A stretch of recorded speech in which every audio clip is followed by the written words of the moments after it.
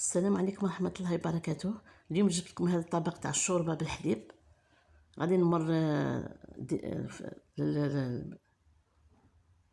الكيفية. ندير إناء فيه الماء وما تعمريش الماء، ديري في النص، نزيد عليه شوية تاع الملح، واحد المغرفة صغيرة تاع ملح، ونحرك مليح نحرك مليح.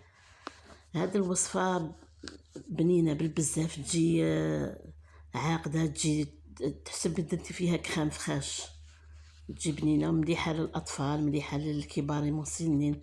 هنايا زدت عليها مغرف صغيره تاع دهان، ولا يكون عندك تاني الزيت تاني تقدري تزيد ديري مغرف تاني كبيره تاع الزيت تاع اكل. هنا نستمر في التحريك حتى يذوب هذا الدهان تاعنا. هنا درت الدهان باش ما تتعجنش مع التالي.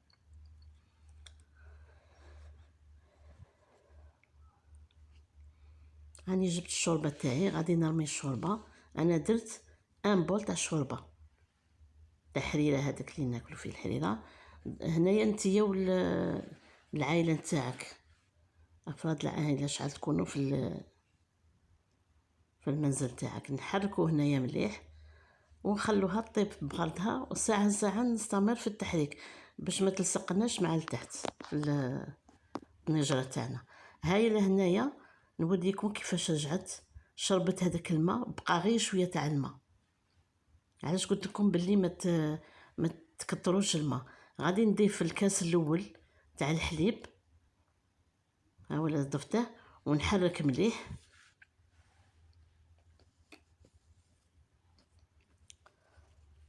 هنا انا من اليوطرو تاع الحليب بقى لي واحد النص كاس، بخاس كاع اليوطرو درته. نزيد الكاس الثاني تاع الحليب، مادامها تشرب مادام نزيد الكاس الثاني تاع الحليب.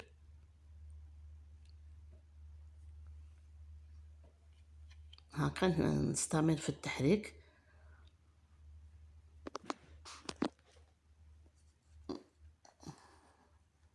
هايلا كيفاش ولا القوام تاعها، شوف كيفاش ولات. هنايا انايا سي هذا اضافي، سي فاكولتاتيف.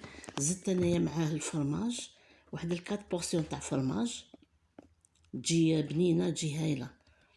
الفرماج اللي يكون عندك متوفر في البيت. انا درت النوعيه تاع تشيزي، هذاك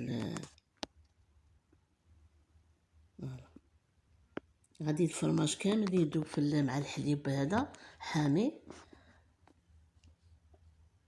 ها ولا النوع تاع فرماج اللي درته، وانتيا ديري. انا كان عندي هذا في البيت يجي بنين بزاف. هذا تيا اللي النوع اللي يكون عندك ديريه، ولا ما ديريش كاع، ولا قادر كاين يديروا كريم فخاش تانيك.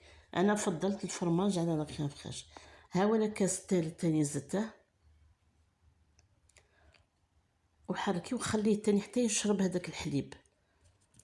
ان شاء الله هذه الوصفه تكون نالت اعجابكم، وديروها ان شاء الله، ما تندموش عليها. مليحه للدراري، مليحه للمسنين، مليحه كلش.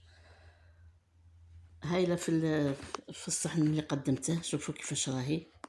تبغي تزيدي لها الحليب زيدي لها، انا ما بغيتش نزيد الحليب.